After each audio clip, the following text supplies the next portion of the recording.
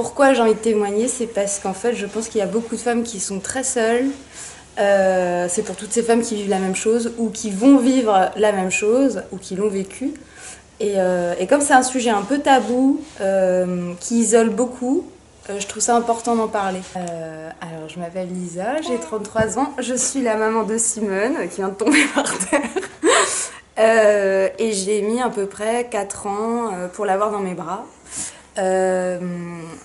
En fait, j'ai fait plusieurs FIV, 4 FIV en tout. Je me suis fait opérer aussi, j'ai une celluloscopie pour essayer de réparer mes trompes parce qu'en fait j'ai les trompes bouchées à cause des chlamydia. Je les ai eues à 20 ans et en fait j'ai découvert après une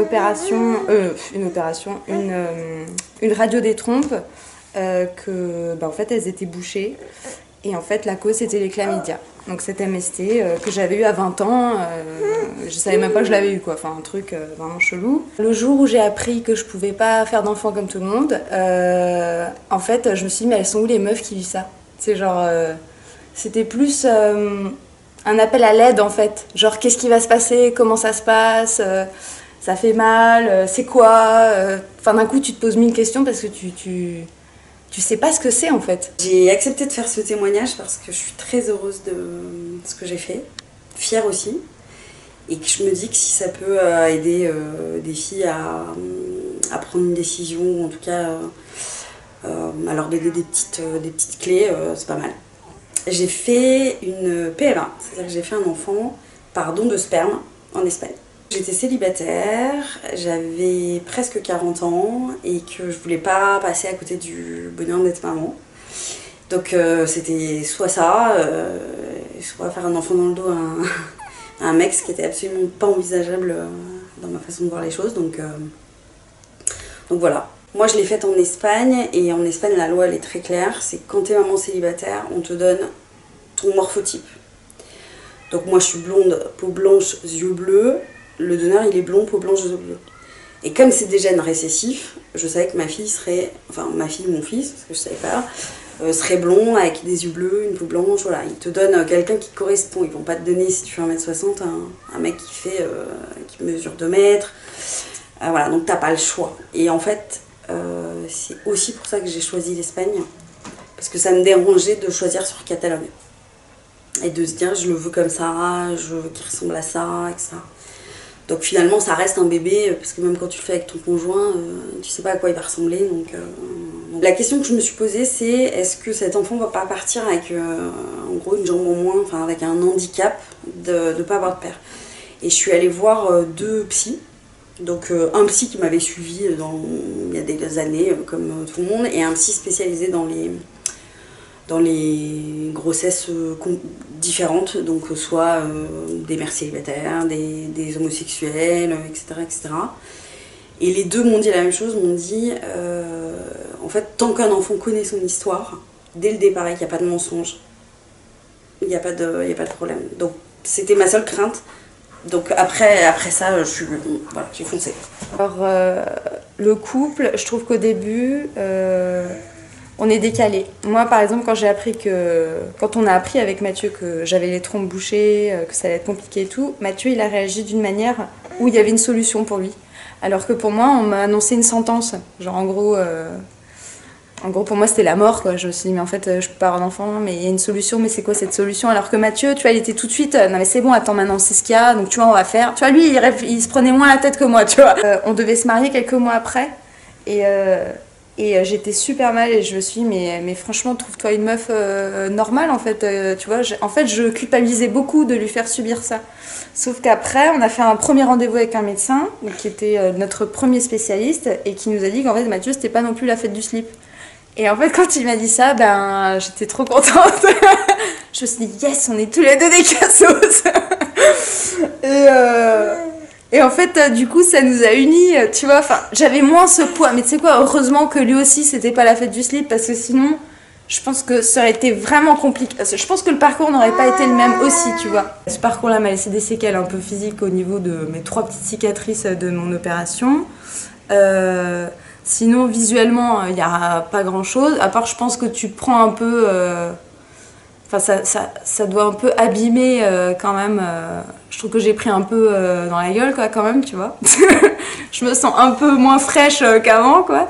Mais parce que ça use quand même. Et après, psychologiquement, je dirais que ça te fait voir la vie différemment. Moi, ça m'a donné, par exemple, un peu plus... Moi, avant, j'étais pas croyante, enfin, je suis pas croyante, j'ai pas de religion. Mais je disais toujours, je prie la vie. Enfin, pour moi, c'était mon Dieu, c'était la vie, quoi. Quand t'es maman à 18 ans, en fait, t'as pas conscientisé en fait ce qui t'arrivait. Donc c'est pas du tout comme si aujourd'hui je devenais maman pour la première fois. En fait, à 18 ans, tu prends le truc comme ça vient. T'es aussi en couple, t'es aussi, enfin tu vois, t'es amoureuse, tout est beau, voilà. Tu te dis voilà, un truc de fou, je vais être maman. Enfin voilà, donc franchement, il y a que du, tu vois, enfin pour ma part et je pense parler pour nous aussi en même temps. Ça a été que du bonheur dans la nouvelle, tu vois. Après, tu fais face à la réalité. Je dirais que tu t'apprends sur le tas, en fait. T'apprends sur le tas. Forcément, l'avantage quand même, c'est qu'un bébé, c'est tellement d'amour, donc ça te comble quand même au quotidien. Et puis après, tu gères les nécessités. Tu vois, par exemple, moi, quand je suis tombée enceinte, c'était ma première année d'études supérieures. En gros, je venais de commencer. J'étais en DUT à l'époque. Je suis tombée enceinte donc en janvier de cette première année. Et du coup, j'ai accouché en octobre. J'ai pas pu faire ma deuxième année. Mais tu vois, j'ai été face à des gens qui ont été super sympas, même à l'école et tout. Donc du coup, j'ai pu reprendre. Enfin, direct, j'avais ce truc de non, faut que je continue les études. Tu vois, je veux pas arrêter, je voulais faire des études. Donc j'ai repris direct en janvier. Je me suis arrêtée qu'en fait 3 mois. J'ai eu la chance de toujours trouver des modes de garde, d'avoir le papa qui était là, qui lui aussi a pu, avec son boulot à l'époque, avoir une crèche d'entreprise. Enfin bref, donc tout s'est plutôt bien goupillé, tu vois, pour nous. Et après, en fait, tu gères les nécessités, t'es là. Donc il y avait les cours.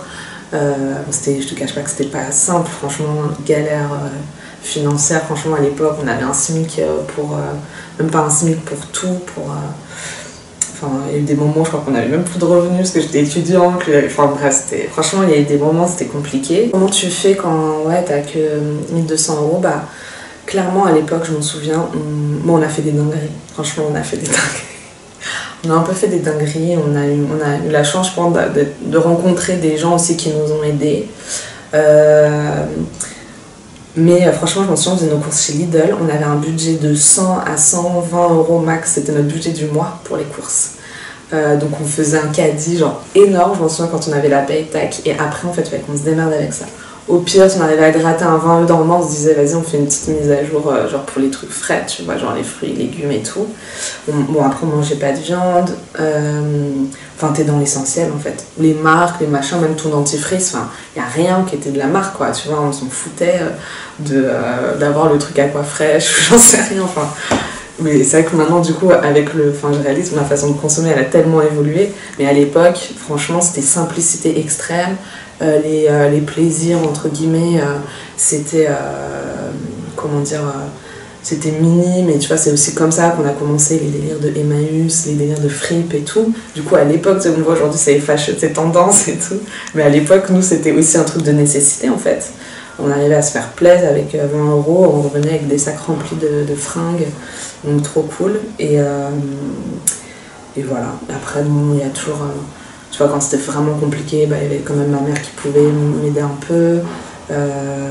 Moi, je faisais des petits boulots aussi. Je faisais des cours d'ado-devoir en plus. On accumulait les petits jobs, en fait, pour... franchement, le moindre 20 €. À un moment, c'était... là, c'est une anecdote, je sais pas si tu me mettras, mais... C'était tellement compliqué que j'ai eu jusqu'à, je crois, 7 élèves en parallèle de mes études. 7 élèves donc en indépendant et qui étaient tous un qui était au Bourget, à Clichy, un machin. Moi j'étais en Villemont, que des missions pour 1 heure et qui étaient payés 15 €, tu vois, l'heure. Donc c'était n'importe quoi. En gros, à la fin du mois, ça me faisait 150 € en plus.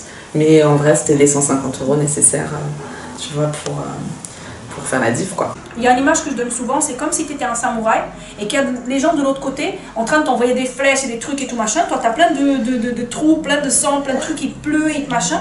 Et tu continues à courir, tu commences à continuer à avancer. Et en fait, c'est vraiment ça, en fait. C'est que Tu n'as pas le choix. Ce que j'aurais aimé savoir avant d'être maman, c'est peut-être le soutien, enfin la nécessité du soutien extérieur en fait. Moi, mes parents sont pas à Paris. Et c'est vrai que tu dis que tu peux tout faire comme avant avec un enfant, mais tu peux tout faire comme avant avec un enfant si tu as tes parents qui sont proches, si tu peux avoir un relais assez régulier, quoi. Sinon, tu es vite seule et c'est vite difficile, en fait. Quand tu veux sortir, tu prends une nounou, ça te coûte 60 €. Et finalement, quand tu es seule et pas entourée de ta famille, tu es souvent H24 avec ton enfant. Et si tu veux faire des trucs, même avec ton mec ou toi, toute seule, quand ton mec est pas là pour garder l'enfant, c'est compliqué, en fait. On se sent seul, en fait. On se sent seul. Même si tu es entourée, moi, je me suis sentie extrêmement seule dans beaucoup de cas. Je n'ai pas eu du tout, en fait, j'ai eu tout le contraire en fait. Et ce n'est pas en train de me faire la victime, en train de me placer en tant que oh, la pauvre. C'est vraiment la vérité en fait. Aujourd'hui, je parle avec extrêmement beaucoup de gens en fait, beaucoup de femmes. Et on parle sur ça et beaucoup de mamans. Et je me retrouve en fait à des expériences où je sais qu'on passe presque toutes par là. Mais il y a beaucoup de choses aussi où on se sent vraiment très seul en fait. Et c'est une phase où si tu as pas la chance que les choses elles soient vraiment genre nickel, sois sûr que un moindre truc peut te déstabiliser parce que tu ne sais pas quelles choses elles peuvent remonter en fait de ton passé, parce qu'il y a tout qui remonte. Il y a ton état d'enfance, ton état adolescente, adulte, etc. Et en fait, il y a plein de choses qui remontent, qui viennent pour être soignées pendant que tu es enceinte. Et ça, c'est très curieux, parce qu'on ne te dit pas non plus par rapport à ça. Il y a des choses, par exemple, et c'est pour ça qu'il y a plein de femmes qui ne veulent pas toucher leur mec, qui ont un problème avec je sais pas, avec le couple, ou à la maman, ou ton père, ou ta mère, etc. Et en fait, c'est des choses qui remontent de ton enfance. En fait, cette claque, elle est nécessaire aussi. Tu sais pourquoi ? Moi, je pense que le baby blues aussi, il y a un truc. C'est que je pense qu'à un moment, t'es submergé par ce qui t'arrive. Parce que c'est énorme, parce que t'as les hormones, parce que t'as une responsabilité qui est énorme. Tu t'occupes d'une petite vie qui ne peut rien faire sans toi. Et moi, je pense qu'à un moment, tu es très fatiguée. La fatigue, ça joue beaucoup sur le moral, hein, on le sait toutes. Et puis c'est comme si tu allais avoir tes règles, tu sais, quand tu es en bad, là, que tu es vénère tout le temps, là, voilà. Ça, c'est un peu tout le temps, tu vois. Enfin, tu as un peu des émotions surdimensionnées, tu chiales pour rien, tu es hypersensible, tout te touche beaucoup. Mais je veux dire, c'est pas parce que t'as cette claque que tu te prends du bad, là, un peu, tu peux être en bad et tout. Moi, je pense que c'est nécessaire pour aussi s'enlever cette pression qu'on se met d'être la mère parfaite. J'ai remis à 23 ans, ce qui est quand même assez jeune quand t'habites à Paris, en fait. Parce que je m'aperçois que mes amis en province, 23 ans, tu peux être mère, c'est un peu moins étrange. À Paris, très vite, t'es cataloguée, quoi. Enfin, c'est un peu compliqué, on te demande toujours si c'est un accident, si c'est un vrai choix de vie, ce qu'il était pour moi en l'occurrence. Et voilà, après moi je me suis séparée du père de Romy quand elle avait 2 ans. Donc je me suis retrouvée assez rapidement mère célibataire. Un petit peu difficile au départ, et puis très vite on a pris notre rythme toutes les deux. On habitait un petit appartement dans le 19e, donc on dormait ensemble. C'était assez fusionnel comme relation. Et ça reste de très bons souvenirs, mine de rien, malgré la séparation. Et voilà, et après moi je me suis remise en couple quand elle avait 3 ans et demi, donc en fait on n'est pas resté très longtemps seule, même si j'ai mis un petit moment quand même avant de lui présenter mon nouveau compagnon, à peu près un peu moins d'1 an, mais voilà, pour être sûr, on n'est jamais sûr que ce soit très sérieux, mais en vrai t'es quand même plus sûr au bout d'1 an qu'au bout d'1 mois. Voilà, et là maintenant on habite tous les 3 ensemble, c'est top. Je pense que j'ai pas choisi différemment les hommes, les hommes, 50 à peu près. Non, je pense que ma démarche de séduction n'a pas changé en fonction de mon rôle de mère. J'ai toujours été quelqu'un d'assez instinctif, donc maman ou pas, si un mec me plaît, je me pose pas trop la question de savoir s'il sera bien pour ma fille, dans un premier temps en tout cas, tu vois. Et après je pense que c'est en revanche assez difficile de rencontrer quelqu'un et de vivre une relation un peu légère que tu pourras avoir envie de vivre au début, sachant que t'es mère. Parce que dès lors que tu dis au mec que t'es maman, que t'as 25 ans, ça pose quand même toujours un petit problème, on va pas se mentir. Donc le tri se fait comme ça, en fait, surtout. Tu vois très rapidement la réaction du mec, si c'est ok ou pas. Et comme de toute évidence, pour moi, il n'était pas question de mentir sur son existence, parce que c'est ma vie, en fait, tu vois. Donc, je le disais tout de suite, et très vite, tu flaires si le mec c'est un problème ou si c'est pas un problème. Et moi, si c'est un problème... La contraception post-accouchement, pareil, je voulais pas du tout reprendre la pilule. C'est vraiment quelque chose qui m'a pas réussi. Problème d'acné, de santé, maux de tête. Enfin, je sentais que c'était pas bon pour moi. Je me suis dit, bah là, ça fait 1 an et demi que j'ai pas de contraceptif. Je me suis libérée de ça. J'ai expulsé les hormones de mon corps et je voulais vraiment pas retomber dedans. Donc je me suis dit, je vais faire gaffe avec cette fameuse appli qui ne marche pas. Donc voilà, maintenant je fais attention, je reprends la pilule. Malheureusement, on n'a pas trop de choix étant femme. J'ai voulu essayer le stérilet et au moment de le poser, je l'avais acheté. Donc déjà c'est un truc comme ça. Je sais pas si... Bon, et au moment de le poser, on me dit « Ah, vous avez bien pris des antidouleurs vous êtes au courant pour retirer 90% des stérilets. » Enfin bon, donc voilà, au dernier moment, j'ai décidé de pas le prendre. Mon fils a eu 19 ans il y a quelques jours et ma fille va avoir 18 ans au mois d'avril. Ils ont 18 mois d'écart. Je dis que j'ai 44 ans. J'ai 44 ans. Même si ça se voit pas. Donc ça c'est un truc un peu... comment dire? C'est un peu la blague... comment je peux te dire ça? C'est toujours hyper choquant pour les gens quand je dis mon âge. Ma mère aussi fait beaucoup plus jeune que son âge, donc j'ai déjà eu cette habitude qu'on me prenne pour sa sœur. Et c'était genre un peu comme la continuité du truc, tu sais, avec mes enfants. Donc c'est rigolo. Mais en fait, je sais que parfois, quand je les accompagne à l'école ou quand tu te présentes, c'est quand on te convoque pour un rendez-vous, quoi que ce soit, quand tu arrives, on te dit non mais on veut voir les parents. Et non mais en fait, je suis la maman en fait. Parce que tu sais, tu as aussi ce truc que souvent, et ça c'est lié à ma couleur de peau, que souvent les gens à l'école pensaient que tes parents parlent pas français, donc t'envoies la grande sœur. Donc là t'expliques que non, en fait, déjà je parle très bien français, et mes parents aussi en plus, et c'est moi la mère de famille.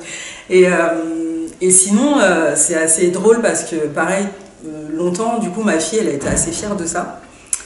Genre quand on était dans la rue et qu'elle me disait maman, et là les gens me disaient ah mais c'est pas possible, c'est votre fille, si c'est ma fille, c'est pas ma soeur, blabla. Et à un moment donné, elle est arrivée à un stade, je dirais vers 12-13 ans, où ça l'a fatiguée en fait. Mais c'est vrai que pour elle, c'était vraiment lourd en fait, elle aimait pas du tout, elle avait l'impression que que je devais toujours me justifier et justifier aussi leur présence, enfin le fait que ce soit mes enfants. Après, j'ai quand même envie de dire, peu importe que tu aies 18, 25, 30 ans de décalage, enfin de différence avec ton enfant, pour lui, tu resteras toujours une daronne, une maman, et du coup, t'es un peu out sur les bords, tu vois. Quand tu parles, non mais ça va, mais t'es musique des années 80, tu sais, des fois, il me sort des trucs comme ça. Donc c'est toujours drôle. Ça a été une force pour moi d'être mère, je pense que j'aurais moins bien réussi s'il n'y avait pas eu Romy. Clairement.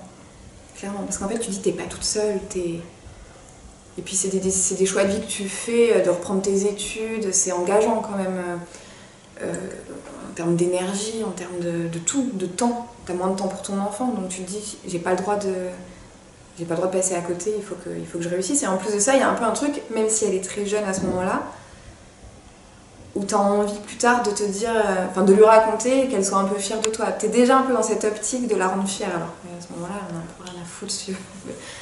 Mais non, c'était clairement un booster d'être mère de Romy à ce moment-là. Ça m'a vraiment... ça m'a donné de la force. Ouais. J'allais travailler avec le petit. C'était pas évident parce que moi je faisais 1 milliard de trucs, je suis artiste. Et du coup, je me suis retrouvée à des plans qui étaient assez faciles, je veux dire, dans l'emploi du temps. Parce que je pouvais être avec lui dans les bras en même temps, parce que ce que je faisais en même temps, par exemple, c'était diriger ou etc. Parce que à ce moment-là, je veux dire, c'était pendant l'été, je travaillais au Crazy Horse en tant que movement director. Et du coup, c'était possible de travailler avec lui dans les bras. Mais il y avait d'autres moments où je devais tout simplement, où c'était moi qui étais en scène. Et là, en fait, tu dois tout simplement le poser à côté, pas très loin, où tu peux le voir, où tu peux faire tes trucs. J'avais fait des pubs, j'avais fait des shootings photos, j'avais fait, je sais plus ce que je faisais en fait. J'avais fait des plans, non, j'avais pas fait des plans de danse tout de suite, parce que mon corps, il était tout simplement pas prêt. Mais ouais, tout ce qui était dans l'image et tout ce que je pouvais encore travailler, heureusement que j'ai réussi à perdre mes kilos direct après. Donc on va dire, je crois que 3 mois après, j'avais déjà récupéré mon corps. Parce que j'allais... Et le fait d'avoir choisi d'allaiter, ça m'a fait fondre tout le temps. Et même aussi, la situation à laquelle je vivais aussi, ça a aidé. Donc tout a fondu en fait en peu de temps. J'ai lancé mon business en 2013. Donc Ilias avait 13 ans, Nali avait 12 ans. Avant, je faisais déjà de la couture. J'avais un petit business où je faisais de la création de prêt-à-porter. Mais j'ai décidé en 2013 de me lancer à mon compte. Au départ, je voulais pas. Donc j'ai mis beaucoup de temps à me dire ok, t'y vas. Essentiellement parce que t'as les enfants. Faut qu'ils mangent, faut les habiller, faut les envoyer à l'école. Et moi, comme je suis quelqu'un qui est très... genre, tout le monde me disait « Non mais c'est bon, arrête de travailler et fais ça, quoi. Parce que de toute façon, tu vois bien que t'es doué et ça va marcher. » Et je suis là « Ouais, mais non en fait. » Tu sais, quand je bossais encore dans la fonction publique, il y avait des vacataires qui venaient genre pendant les vacances scolaires et tout. Et je les regardais et je me disais... Je veux pas que mes enfants fassent ça. Genre, je veux vraiment qu'ils fassent des trucs qui les épanouissent, qu'ils essaient de toujours des petits boulots, tu vois, mais de trouver des trucs qui les enrichissent. Tu vois, vacataire, genre tu classais des papiers toute la journée, quoi. Et j'avais en plus vachement peur que genre ça leur donne envie de bosser dans la fonction publique. Genre c'est ma hantise. Et même des fois je leur dis non mais jamais de la vie vous passerez les concours, hein, c'est mort, je veux pas vous faire faire ça. La meuf complètement schizophrène qui bosse là-dedans mais qui veut pas que ses gosses bossent dedans. Et en fait le business ça a été une évidence à un moment où je me suis dit, encore une fois cette prise de conscience, tu sais, une fois j'allais bosser. Et j'étais dans le train et j'allais bosser très tôt le matin parce que du coup ça me permettait de partir très tôt le soir pour récupérer les enfants à l'école. Et je regardais les gens et je me suis dit mais est-ce que ma vie ça va être ça jusqu'à ce que je meure en fait? Est-ce que je vais faire ça tout le temps, genre prendre le train le matin avec des gens qui font la gueule, rentrer le soir avec des gens qui font la gueule, moi-même faire la gueule parce que ça me fait chier d'aller bosser. Et je me suis dit il va falloir faire quelque chose en fait, parce qu'au final là t'es pas heureuse, tu vas juste travailler parce qu'il faut que tu travailles et que tu payes tes factures, mais tu t'épanouis pas, il faut faire quelque chose. Et est-ce que c'est ce que tu veux montrer à tes enfants en fait? Ça faisait longtemps que je voulais créer ce projet, c'est aussi pour ça que quand je suis tombée enceinte, je me suis dit bon, est-ce que c'est vraiment le moment, parce que j'allais changer de vie, être dans une position un peu incertaine, parce que forcément au chômage, avec moins de revenus, et puis quand tu lances ta société, il faut être bien accroché, quoi, c'est du boulot. Et en même temps, c'était pas complètement incompatible parce que quand tu es à ton compte, finalement, tu choisis tes horaires, tu as une liberté incroyable. Et je me suis dit, en fait, mon fils, je veux le voir, quoi. Je veux pouvoir être maître de mes horaires, de ma vie. Si je veux partir avec lui en vacances demain, que je puisse le faire. Si je vais aller chercher à 4 heures parce qu'il me manque, je veux pouvoir le faire. Et ça, c'est incroyable. C'est juste cette liberté-là qui m'a poussée à le faire. Et je pense que c'est un moteur aussi de réussite parce que j'ai envie que ça fonctionne, parce que j'ai envie de gagner de l'argent pour lui aussi, pour que notre famille fonctionne, quoi. Il faut que la femme, elle pense pas que tout est arrêté, que tout est fini pour elle en fait. C'est faux. C'est faux quand on te dit ouais, tu peux plus travailler, oui, tu peux plus devenir la femme que tu étais. Certes, on ne sera plus la même, mais on sera une version encore meilleure. En fait, c'est qu'en fait, il y a tellement de power une fois que tu deviens une femme. une mère, je veux dire, une fois que tu deviens une mère, exactement en fait, tu deviens, genre, lapsus révélateur, tu deviens une femme en fait. Je pense que tu deviens la vraie femme. Une fois que tu deviens mère, il y a un pouvoir, il y a quelque chose qui est en toi, déjà tu le sens quand tu es enceinte, il y a cette espèce d'impératrice qui est en toi, tu vois, qui s'assoit, elle est juste comme ça. Oui, ne te plains pas maintenant. Hein. et en fait, c'est... Effectivement, tu peux tout faire avec lui. Quand j'étais enceinte, c'est vrai que t'as toujours... Enfin, tout le monde a des réflexions, genre, ah, tu vas faire ci, elle va dormir dans ta chambre, mais t'es sûre, mais après, elle va être gna gna gna, tu vois. Mais en fait, de toute façon, quand elle arrive...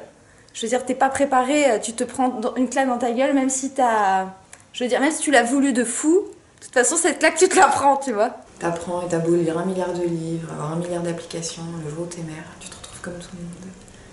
À galérer.